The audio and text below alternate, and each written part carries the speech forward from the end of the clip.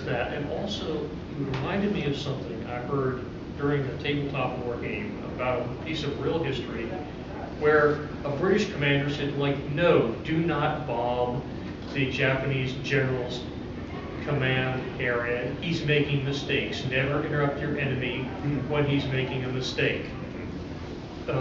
So I wonder if it would be fun to write about occasions where people actually effectively altered history by saying, like, well, no, I'm not going to do that.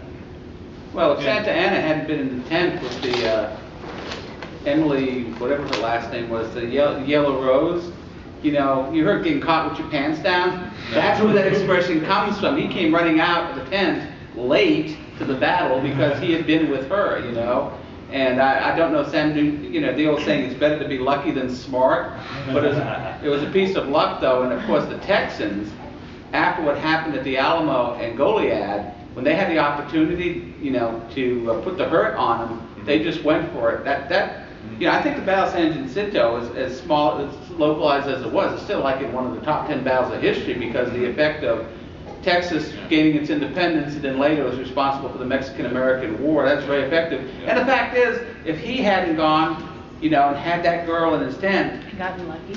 Huh? And gotten lucky. Yeah. You know, so that's one of those examples. All for the want of a nail.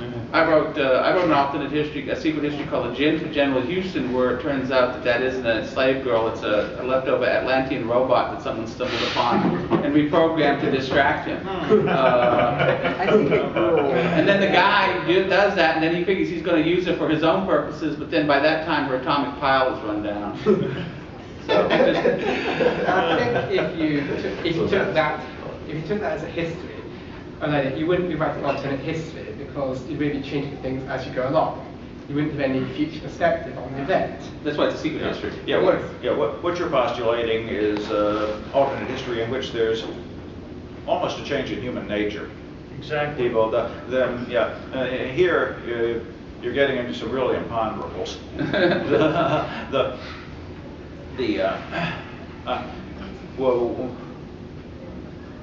What would history be like if human beings were a little smarter? Which shouldn't take much. Robert Sawyer did an alternate history called Hominids, where the Neanderthals evolved into modern humans instead of Cro-Magnons. I told someone once, it was one thing I took from that is the fact, he said in the hominid world, the warfare was ritualized, but fighting is extraordinarily uncommon because the Neanderthals are so strong that you generally, if you slug somebody, you can kill them. And this is true among people. How often do you hear of someone getting in a fist fight and someone dies? We're not strong enough to kill them. That's why we invented weapons. In their culture, because they're so strong, you don't raise your fist to someone unless you plan to use deadly force, because you probably will. That's an interesting concept. You had a question. You want to ask a question? I was just going to point out a little earlier, part of the reason why I think World War II and the Civil War are the two main points of divergence in alternate history. Discounting religious figures, those are the two most written about topics in all of literature. They're relatively recent. The thing about alternate histories,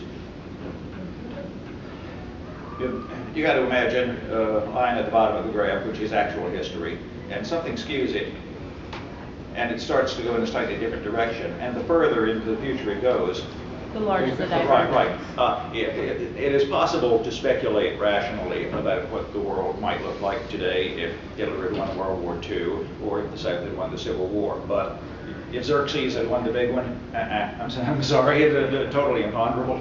A lot would also depend on time as well. If you have a change back in the days of the Roman Empire, if say Julius Caesar loses the war, the world we get today is so different that it would be far less in common with the one we've got.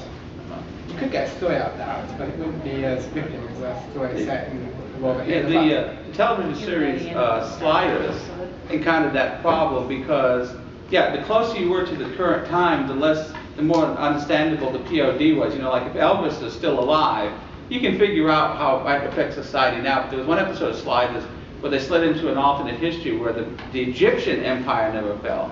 Well, that was really hard to extrapolate to modern North America and San Francisco, because one thing about all the stories that were set in San Francisco, because they were just changing timelines, not geography.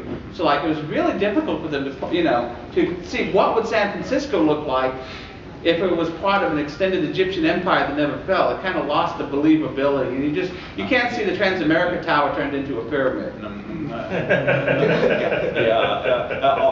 This is something else. Assuming these changes way back, there is a tendency for writers to sort of throw up their hands and give up trying to speculate, and what they end up with is a situation. Remember my two lines. Here's a real history. They have the alternate history way back, going like this, then, and running parallel. In other words, they assume that their change point is going to stop the pendulum. I mean, Alexander the Great, instead of drinking himself to death at the age of 33, lives and solidifies his empire. Today we're all wearing togas and speaking Greek, and there's a universal Macedonian empire. The Spanish Armada wins, and in 2015 the Inquisition is still roasting heretics in England. This sort of thing. Nothing in actual history has ever done this. Totally stopped the pendulum and focused history along the lines of one particular subset of the human condition. And by the way, I think we're getting a little better about that.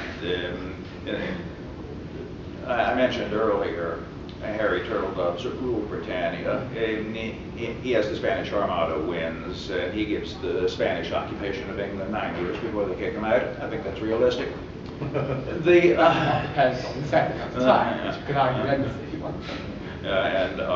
The S.M. Sterling's Conquistador, he has an alternate history where Alexander the Great did it right, and there was a vast Macedonian empire, and reaching basically from northern India to Portugal, and he has it last 200 years.